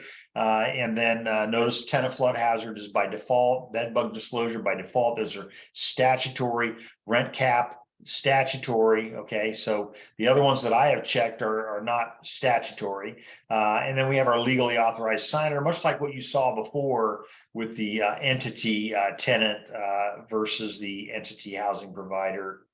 You could have a guarantor. Now, what a guarantor does is a guarantor guarantees the lease. So they essentially, if the tenant doesn't pay the rent, they guarantee that they're going to pay it. All right. You know, sometimes you've got maybe somebody that you don't trust 100% or whatever, and so you want somebody else to be on the hook for it. That's kind of what that's for. All right. And so I would have them also sign the lease agreement with the tenant. Okay. Housing provider signature. Here, the brokers do all their thing. And then I get into my bed bug disclosure. And so basically, if the owner is aware of bed bug issues, then they are not actually allowed by law to re-rent it until they get it fixed. So, but the tenant has an obligation to report it and stuff like that. So that's bed bugs. Tenant flood hazard. I talked about this morning. I have checked the box. You can see it in my template. My box says the property is located in a special flood hazard area. I would rather tell them it was in a tenant flood area than not and be wrong, right? So if I tell you it's in the flood hazard area and I'm wrong, no harm, no foul. There's no lawsuit. But if I tell you it's not in the flood zone, and in fact it is in the flood zone, then I'm going to probably be paying some extra money to somebody, and I'm not interested in doing that. So by default, our box is checked that says it's in the zone. Okay. Then they have this really cool little nifty little website that you can go to look it up. It points you to the San Diego one. Again, I don't think agents should be going there, but you end up doing it anyway. But the owner should go there to see whether or not their property is located in the zone. And so again, this is a tenant. It's a statutory obligation, a tenant flood hazard disclosure. Okay. All right. Normally those are handled by your natural hazard disclosure companies, right? But in this case, you have to do it. So here we go. Rent cap and just cause addendum. Again, my QCREA, qualified California real estate attorney. So, you know, in most cases, the box here needs to be checked. Notice of exemption. I'm not giving you legal advice, but check with your broker. But I'm pretty sure that 1947 doesn't apply. But again, please confirm that. Unless you're a REIT, a real estate investment trust, a corporation, an LLC, in which at least one member is a corporation, right? Okay, all right, nothing else to do on that form. It's all right there, okay? All right, it gets into just cause, no fault reasons for getting rid of tenants, stuff like that. Again, this is the state law. This is not the San Diego law. Okay, fair housing discrimination advisory. Yeah, absolutely going to be included in all of our transactions. And then they've added to this, and I'm glad they have, information on dampness and mold for renters in California. So, you know, that just looks ugly, right? I bought properties that had that in it. Okay. I don't know if that's stachybotrys, but it looks like it might be. But again, I'm not a, you know, I haven't run a sample, let's just say that. So you want to be careful about saying, because there is no standard, there's no bottom of this stuff. You know, everybody has a different reaction to it. Okay. So sometimes, you know, I've got water, obviously water leaking down the bottom. This is going up through the whole house, through the ceilings and all that. So, you know, what do you do to fix it? You definitely don't wipe it down with a cloth with Clorox on it. I had an owner do that on a property I was buying from. He was just spreading it around. I mean, it was just, oh my God. So anyway, I didn't notice offhand any reference to stachybotrys, but anyway, so we tell them all about all this stuff. This is part of the document that they're going to sign. Is everybody good with that? So what I want to do in the time I have remaining here is I want to show you how to create a template. So again, what you need to do is, and we're going to go back to our list. Okay, so here are my templates. So I'm going to go up into here. Let me move myself out of the way. I'm going to go up here to where it says templates. Okay, you see that templates. I'm gonna click on it. I'm gonna go over here where it says new. So let's do this together. But what I'm going to do for you is send me an email, because I don't know who wants this or not. Send me an email. I will send you a copy of our template. Okay, and then you can just put it into your program, change, wherever you see my name, put your name, stuff like that. Okay, check with your broker. All right, but I'm going to click on new, and so then I go over here and I see new lease listing. Okay, I'm going to use that because I haven't created it as a default template for anything. So I'm going to use that and in the creation of my template. Okay, so a couple of things. What am I going to call it? I'm going to call it my lease class template. I'm calling it that, so I'll be able to identify it and delete it later because I'm not going to need it. But what's it for? It's going to be residential. It's a required field. It's got an asterisk. Okay, don't worry about over here. You're not running the broker version of ZipForms or anything like that. Down here, do you want it to apply to new transactions? Do you automatically, or I'm sorry, do not want it to apply? Do you automatically want to apply it to lease, listing, or residential new transactions? I'd probably say yes, if that was your intention. But you clearly don't want to have it apply to all transactions because then every transaction you do is going to be a lease. So I wouldn't do that. So is everybody good so far? I give it a name, okay, and this is the template, right? So, and then I'm going to attach it to residential, and then I'm going to not automatically apply it. I'll just have to remember to do it later. And then, by the way, here's all my templates, right? So I'm just going to go ahead and save it the way it sits. Did everybody follow me okay with that? So now I'm left with a blank transactional part of things. So here's what I would do next. Okay, I would go over here to all forms, right, to my library, California Association of Realtors. I'd click my all button. I would go down to lease. Okay, why? Because it's going to pull up all my lease agreements. All right, so these are all the forms. There's not a ton of them. I'm going to apply the cover sheet. Okay, I'm going to apply an addendum. I know I'm going to use an addendum, so I'm going to click on addendum. Amendment of existing terms. I don't know that I'm going to need that, but there's my ATC form, right? My ATCA, my animal terms and conditions. I'm definitely going to have that in there. I'm going to definitely have an application to lease or rent form, right? One for each applicant, different. Okay. Bed bug disclosure, I don't need to add it. I've already seen it's attached to the lease agreement. What else in here? Let's see. Maybe my denial of rental application for credit. I think I'll remember that I have it. I'm just looking for stuff that I need. Definitely going to add my disclosure regarding real estate agency relationships, right? Remember what we said? So I'm going to add that to it. We don't do actually exclusive authorization. I can't believe we put that back in there. Exclusive authorization for a vacation rental. We don't really recommend those anymore. Fair housing, that was included in the lease agreement. Let's see, interim occupancy, no. Lead-based paint, yeah, I'm definitely going to do lead-based paint, right? Because why? Because if the property's built pre-1978 and I don't make that disclosure, I think it's up to like $44,000 per offense. So make sure you're aware of that. Here's my lease listing agreement. Here's my lease rental mold and ventilation addendum.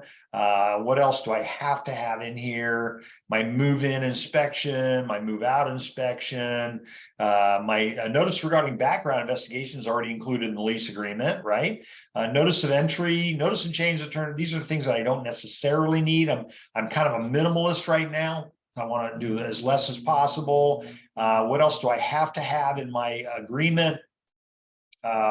Pool, hot tub, and spa addendum, whether community or individually. And then we're not doing property management, receipts for reports, perhaps, stuff like that. Here's my rent cap and just cause. It's already included in the lease agreement. And then I have my RPOD and my RPOQ. Both are included in the agreement.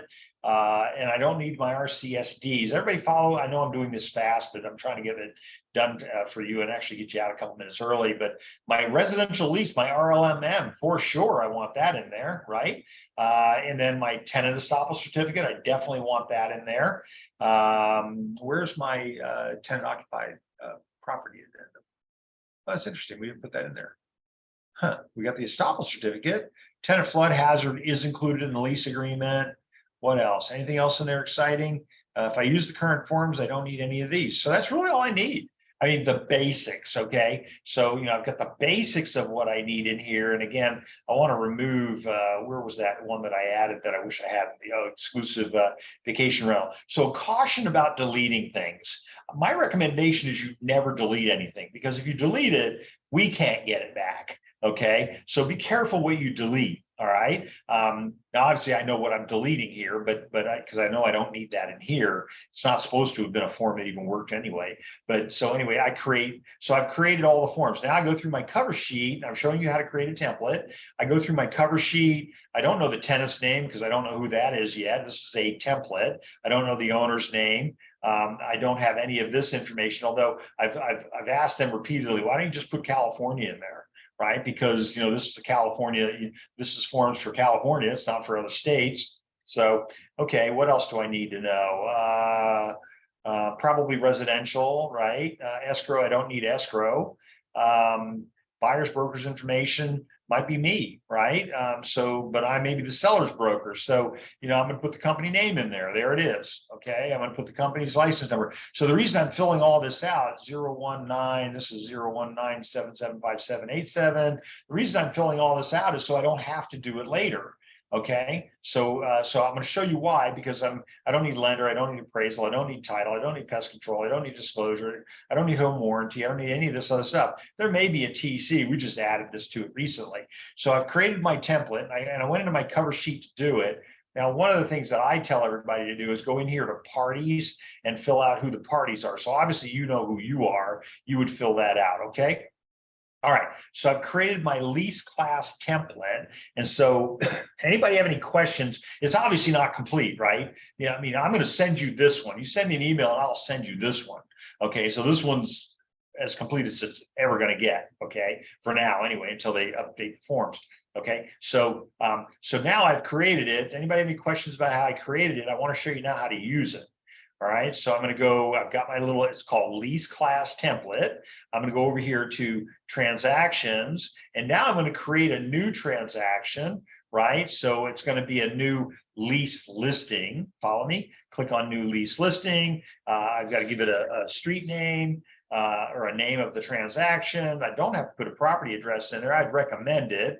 I do have to put a category. I'm going to call it residential. Okay, I don't have to put a picture. It's not necessary. I'm going to call it active. They're going to make you answer whether or not to do rent spree. So if you're going to say, yes, no, whatever you prefer. But if you don't answer it, they're going to pop it back up. So you got to answer the question. So, all right. Now, what template do I want to use to create the transaction? So I'm going to go back up here and I'm going to find my lease class template. That's the one I just created, right? And then I'm going to go down here where it says save. Okay, I'm going to click on save. And now what's it going to do? It's going to create that new transaction. Here's the name up here. And I go to documents, and here's all the documents I just used to create that template, right? So it's all filled out. Now all I got to do is go over to my cover sheet and then fill that out. So now I probably do know the owner's information if I'm leasing it, if I'm taking a listing on it. Okay, I clearly know the address now. I can fill all that out. So I populate this form because it populates all the other forms. Is everybody okay with that? I showed you how to create the template, and then I showed you how to apply it to a transaction. Well, let's say, for example, that I don't like that, what I did. Now I want to apply the big template. I want to apply the real template. And so I'm going to look for, hit the drop down. Whoops, that's calendar. Where's my form? I'm creating a transaction. Where am I? Back. Okay. So from here, I hit the drop down arrow. I go over here. If I love the transaction so much, I'm going to save it as a template. Okay. But I want to, where's my apply template? That's funny. I'm not seeing it. Okay. So here it is right here. So see where it says apply template? I just decided this isn't enough. I want to apply the big template. So I'm going to go in here and I'm going to apply the lease template from June of 2023. Now I hit apply and watch what this does. So this is going to go ahead and apply the big template. Okay, you see what I'm saying? Here's my folders over here on the left. Here's my transaction in the middle of the whole thing. If I want to get into the lease packet, I click on lease packet. I've got all this. By the way, we do buyer representation agreements with tenants because we just don't like getting paid $50 or $100. The tenant usually agrees to pay us, what we feel like we're worth, and that's based on whatever we find them. Okay, so I just remember there's no minimum or maximum commissions in the MLS. It's against the law. I actually have that. So So we're usually going to have the tenant agree to compensate us for helping them find something. Okay, so this now contains all the stuff I put in there. Notice what I said earlier about my environmental packet. And so again, you count on those natural hazard disclosure companies to do your environmental packet for you. Not all of them do, but they'll do it for you if they do it in a sale transaction, but you're not using them in a rental transaction. So on the rental transaction side of things, here's my 6 forms. Okay, so I'm going to apply all of these forms. And I'm only going to use probably, if it's not an earthquake safety issue, then I won't use number 4 or number 5. I don't need the report filled out. Here's what the report looks like. But if it's not built pre-60, then I don't, seller doesn't have a need to fill this out. So if the seller does need to fill it out, if it's built 42, for example, I'm going to email it to the seller through the electronic signature platform, and they'll be able to fill that out. Okay. And so again, my environmental hazards booklet is very, very important. You must have these in there. Protect your family from lead in your home. So remember that lead paint disclosure form, the LPD form that's required in all sales or rentals of property built pre-78. So that if the property's not built pre-78, you still have to do the protect your family from lead in your home. That's required by statute. So you still have to do that. A lot of people don't know this. Okay. And so I'm going to tell you, be careful, protect yourself, protect your broker, protect your client. But if it was built in 1986, you don't need the LPD because it wasn't built pre-78, but you do need to have the protect your family from lead. So you're going to select all, and if it's not subject to earthquake, then I could probably eliminate that. And we're good to go. And the last page, by the way, is the signature page. And so, this is going to signature on, whether or not you found it to be helpful, but this is the one that says I received a copy of all that happiness that I just showed you a second ago. Does that make sense? Okay, everybody, we're good? Questions? Any questions about any of that? I showed you how to create, how a created template looks. I showed you how to create one, and then I showed you how to apply one to a transaction that you were creating, but then also to apply it to a transaction you already had in progress. Okay. All right. So I showed you all that happy stuff. Let's get us back to my PowerPoint. So we looked at all that. Residential lease or month to month. We looked at that. Lease listing templates. I showed you how to create one. And then I throw a little thing in here, short-term lease or rental agreements. Why is CAR eliminating them? Mainly to protect us from being potentially complicit with the owner that doesn't pay the TOTs. That's all. I said that earlier. So there it is in writing. Thank you for joining us. Oh, by the way, all of my videos I load up onto the YouTube website, the new YouTube website. Question: did you show where to obtain the hazard flood disclosures in CAR? Yes, we looked at the tenant flood hazard disclosure form from CAR. So form, again, it will be included in the lease agreement. So it'll be the tenant flood hazard. There it is. And this is my tenant flood hazard form, and this is included with the lease agreement, which is who it has to be included with. And this is the part that I talked about. I check the box that says it's in the zone, right? Because it can't sue me if I tell them it's in the zone and it's not, but they can sure sue me if I tell them it's not in the zone and it is. Okay, good question. Thank you, Rico. What's this? Oh, thank you. That's really kind of you. I try to make these worthwhile. I really do. You're spending 2 hours of your time with me. I know, I ache for sitting for 2 hours. I have some disabilities that make that worse. So I appreciate it. So we have a new YouTube website. Get your QR code reader ready. You all got them on your phone, right? Okay. And I'm gonna, there it is. There's the QR code. You can either click on that. Okay. Or you can go to @Burke Real Estate Consultants Inc. And I do this because I wanted you to see that you should have uppercase where people can really make out what the words say rather than one long lowercase thing.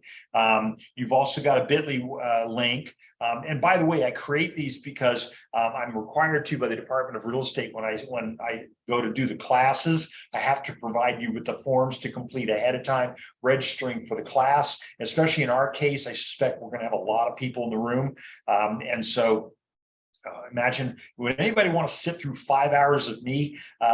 I'm surprised at how many people are willing to. In fact, I was so honored when I said it in, the head of the program called me up from the Department of Real Estate and said, I'm really excited about getting to read your work. And I'm like, wow, that's so nice of you. I mean, most people are afraid of the Department of Real Estate. Listen, I love the Department of Real Estate. Don't be afraid. They're there to help you. Okay, they really are. Okay, please remember to like and subscribe. And so it tells me when people do that, if I don't make any money off of it, but the subscribe is a benefit for you because like tonight, when I load these videos up, it'll send you a notification that I've loaded new videos. Okay, so like and subscribe, that'll get you the new videos. As always, please let SDAR know if there's anything that you would like to see. We do go office to office, by the way. I'm lining up classes now for the week of the 15th, weekends, weekday, I don't care. I'm going to be at the CAR meetings in Anaheim from the 18th to the whatever that Friday is, but then I'm back in San Diego the whole following week. So if your office wants me to do a presentation, let SDAR know, let me know, we'll get it all lined up. Okay. And we also have the weekly email updates. This guarantees you're going to get into the class. Most of my classes today are webinars. The ones I'll be doing during September will be live in person. But again, I don't put people on the list unless you ask to be put on it, but there's a link in all of them that sets you up to get into the class. You don't have to read the thing that says the class is sold out. I want you in the class. Okay, so that's what that's all about. Anybody have any other questions? I'm going to get you out of here a couple minutes early. I'm glad we got that done, but that was a lot of material to cover. I've actually officially been on the clock for well over 2 hours. Anybody, anything? Seeing none, I see people dropping off. I hope you have a great day today, and hopefully I'll get to see you again on Thursday. And as we always say, I look forward to seeing my hometown in Del Mar. I look forward to seeing you around the track. Thank you, everybody. Take care for now. Thanks for being here today. Bye-bye.